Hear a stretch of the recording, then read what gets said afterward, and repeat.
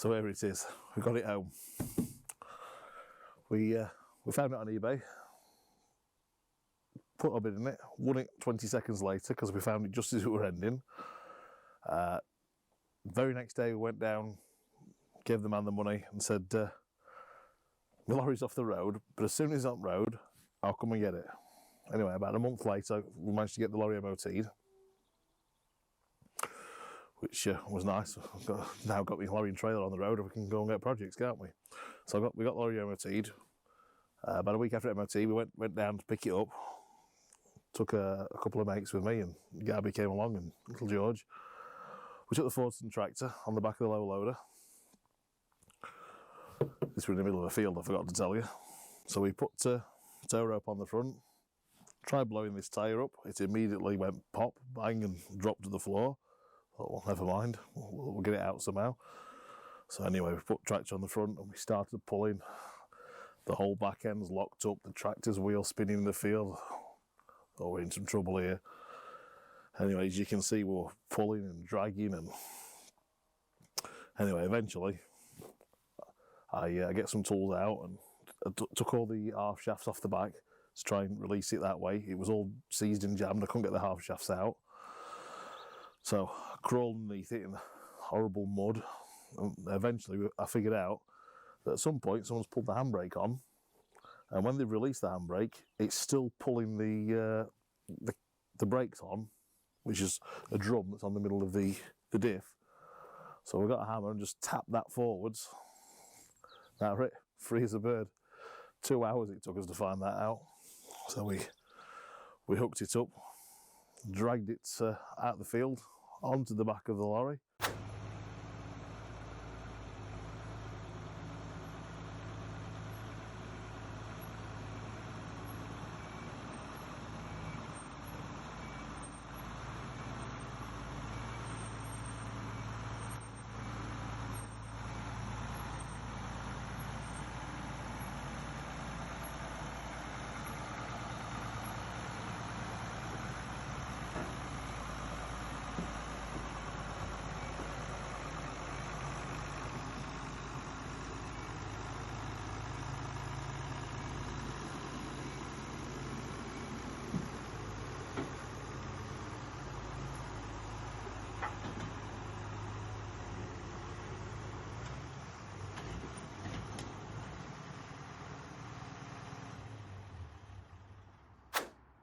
Which all went as well as could be. We'd already screwed all the panels up that were a bit loose, and we'd put some tape around it because we're going to go on the motorway with this. We don't want bits flying off. It's got to be safe for other road users. So we got it as all safe and secure, and we got it back here. Well, that was a good start. We got it just before Christmas. I think it was just a few days before Christmas.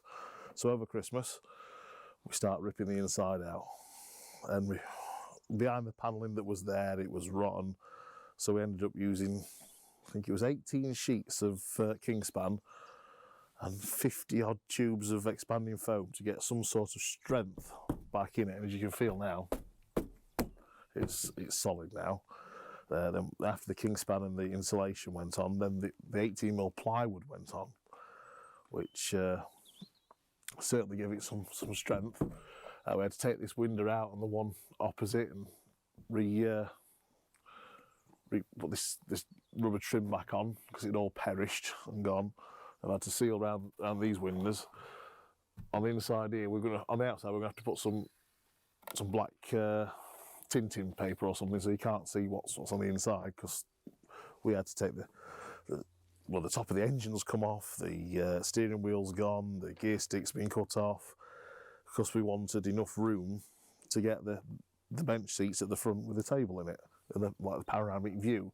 It has come a bit prison windowy with only the small bit here that you can actually see out of from inside, the bigger part covered up by the back of the seat, which Gabby's currently making. So, oh, and the roof, yeah, that's why we were rotting inside, the roof was leaking.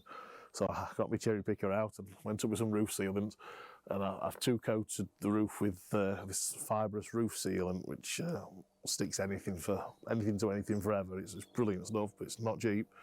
So 2 coats on the roof, and got it got it watertight. So when we got it, it had been in a field for 10 years. And previous to that, actually, it had been used as some accommodation. Someone lived in it up in Cumbria, on a bit of wasteland. She lived in it for 10 years, and they still left all the steering and all the front, so they'd only got a quarter of it than what we've made room to use. And, well, if it's big enough to live in, surely it's big enough to be a glamping pub for weekend, eh? Get it done. So it's coming on. We've got cooker. That's going to be a fridge. We've got an open cupboard. Some seating with lift up storage underneath it. The original dash and surround. So we've got some pieces to finish off in the corners. I'm not quite sure how we're going to do these, but we'll worry about that at a later date. We've got some open shelves are going to be there. Worktop, which will taper to that point with the sink just there. Need to cut the window out, not around to that yet. So we've got the lift up seat at this side. We've got the open cupboard, fridge again, cooker. And the bunk beds are coming on. But run out of timber really, so I need to get some more sheets. Used 16 sheets of Kingspan and 14 sheets of ply so far.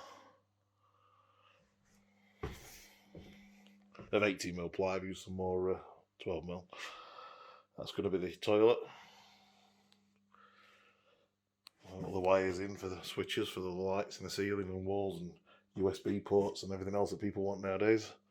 Then we've got the bedroom, which is just the size of a single mattress. Sorry, double mattress. That's the lights and lights, and we've got some bits and bobs to sort out in here. There's going to be a semi-flow pump just down there, powered by that power supply there. So I need to cut the window out the rest of the way. That's how I spent my Christmas. Another few days I'd have it done.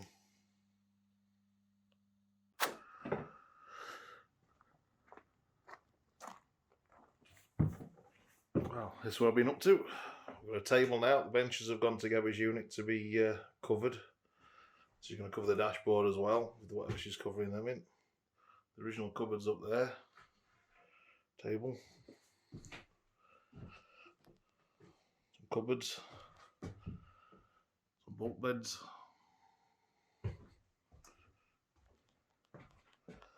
Bathroom now has a floor, thanks Chris.